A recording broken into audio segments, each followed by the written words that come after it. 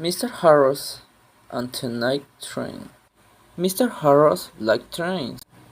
He was afraid of airplanes and didn't like buses. But trains, they were big and noisy and exciting. When he was a boy of 10, he liked trains. Now he was a man of 50, and he still liked trains. So he was so he was a happy man on the night of the 14th of September. He was on the night train for Helsinki to Oulu in Finland, and he had 10 hours in front of him.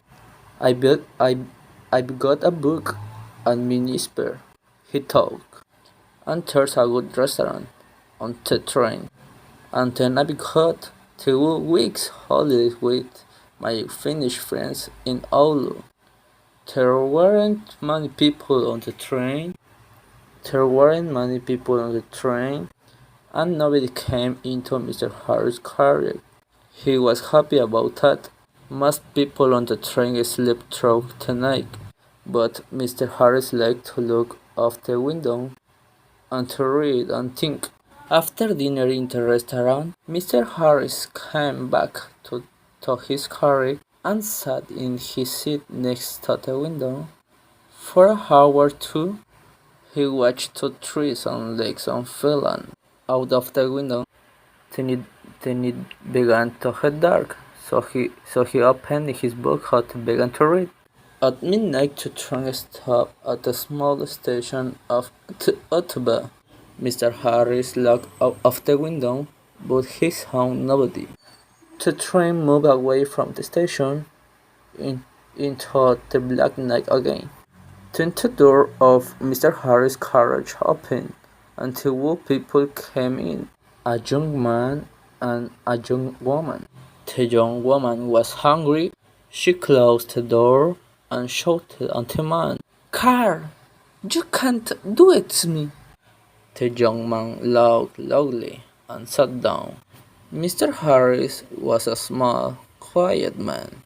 He wore quiet clothes and he had a quiet voice. He didn't like noise people and loud voices, so he was not pleased. Young people are always noisy, he thought. Why can't they talk quietly? He put his book down and closed his eyes, but he could not sleep because the young people didn't to stop talking.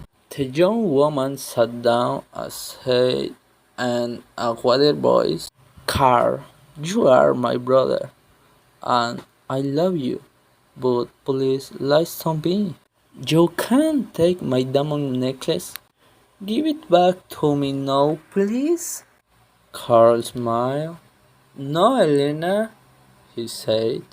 "I'm going back to Russia soon, and I'm taking your diamonds with me." He took off his hat and put it on the seat. "Elena, listen. You have a rich husband, but I have no money. I have nothing. How can I live with money? You can't give me money, so I need your diamonds, little sister." Mr. Harris looked at the young woman. She was small, with black hair and dark eyes. Her face was her face was white and afraid. Mr. Harris began to feel sorry for Elena. She and her brother didn't look at him once. "Can't they see me?" he thought. "Carl," Elena said. Her voice was very quiet now, and Mr. Harris listened carefully. "You came to dinner at our house tonight, and you went to money room and took my diamond necklace? How could you do that to me? My husband gave the diamonds to me. They were his mother's diamonds before that.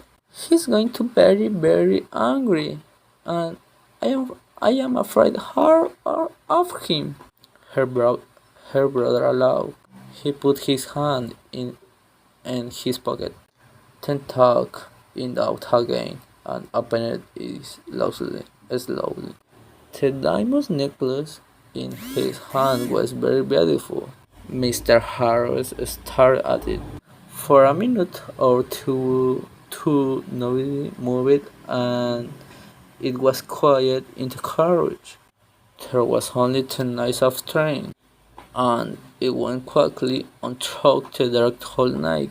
Mr. Harris opened his book again, but he didn't read it. He watched Carl's face with his hungry eyes and its cold smile.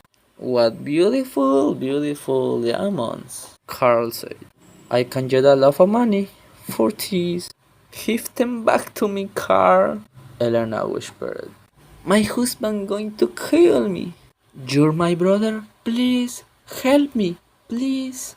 Carl laughed again, and Mr. Harris wanted to hit him. "Go home, little sister," Carl said. "I'm not going to give the diamonds back to you. Go home to your angry husband." Suddenly, there was a knife in the young woman's hand. A long, bright knife. Mr. Harris watched with his mouth open. He couldn't speak or move. "Give the diamonds back to me," Elena cried, "or I'm going to kill you." Her hand on the knife was white. Carl laughed and laughed. "What a sister," he said. "What a kind, sweet sister. No, tear me diamonds now." "No." "Put your knife away, little sister." But the knife in the white hand moved quickly, up and down. There was a long, terrible cry, and Carl's body fell slowly onto the seat. The color of the seat began to change to red, and the diamond necklace fell from Carl's hand on the floor. Elena's face was white. "Oh no," she whispered. "Carl, come back! Come back! I didn't want to kill you." But Carl didn't answer, and the red balloon ran slowly over the floor.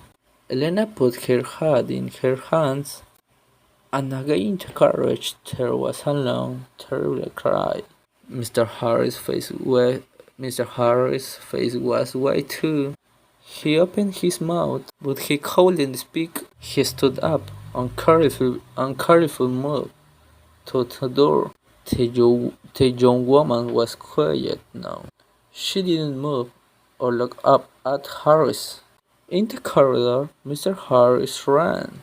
The war was at the back of the train, and Mr. Harris got there in half a minute. "Quickly," Mr. Harris said. "Come quickly. An accident. A young woman. Out there. His brother is dead."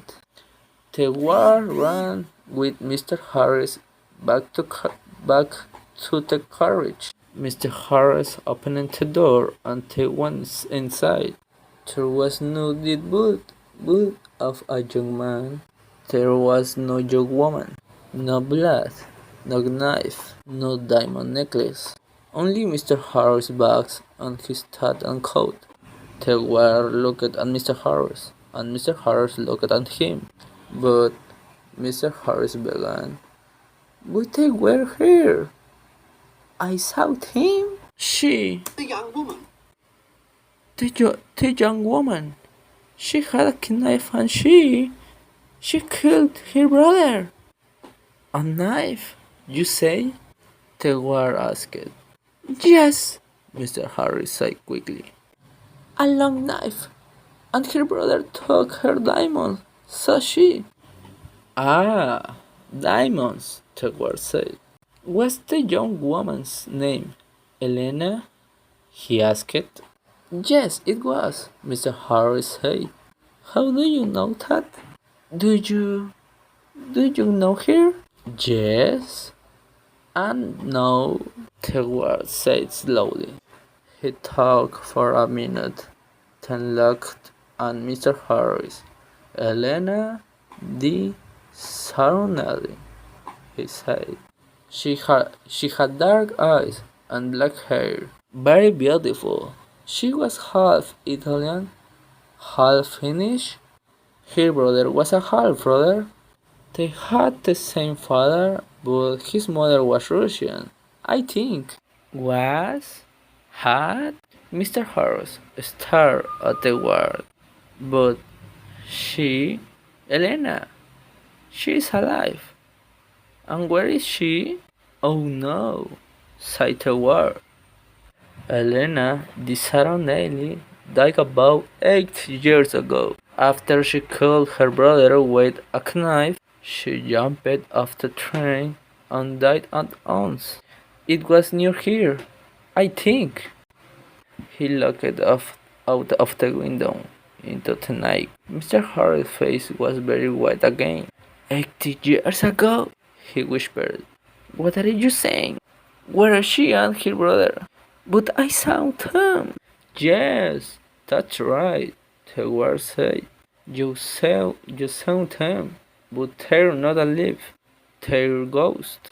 They often come on the night train at this time in September. I never see them, but somebody saw them last year. A man and with his wife. They were very unhappy about it. But what can I do? I can't stop Elena, and Carl's coming out the train. Teguar looked at Mr. Harris' white face. You need a drink, he said. Come and have a vodka with me. Mr. Harris didn't usually drink vodka, but he felt afraid. When he closed his eyes, he caught again Elena's long knife and heard her terribly cry. So he went right toward to the back of the train. After the vodka, Mr. Harris felt better. He didn't want to sleep, and the guard was happy to sulk. So Mr. Harris stayed with the guard and didn't go back to his carriage. Yes, the guard said. It's a famous story. I don't remember it well. It happened a long time ago, of course. Elena's father was a famous man here in Finland. He was very rich once, but he had 3 or 4 wives and about 8 trillion, and he liked the good things of life. So there was much money for the children. Carl, the oldest son, was a bad man, people say. He wanted an easy life, and money in his hand and all the time. The train hurried on all through the black night, and the ward drank some more vodka. No, Elena, he said. She didn't have an easy life with 2 3 difficult men. Her father, her brother, her husband. One year she visited her mother's family in Italy, and there she met her husband, Di Saronelli. He was rich, but he wasn't a kind man. They came back to Finland, and Karl of visited their house. He wanted money from his sister's rich husband. Elena loved her brother and gave him some money, but Disraeli didn't like her and was angry with Elena. He stopped giving her money, and after that, well, you know the story now. Yes, Mr. Harris said. Poor, unhappy Elena. Mr. Harris stayed with his friends in Oulu for 2 weeks. They were quiet weeks, and Mr. Harris had a good holiday. But he took the bus back to Helsinki. The bus was slow, and there were a lot of people on it. But Mr. Harris was very happy. He didn't want to take the night train across Finland again.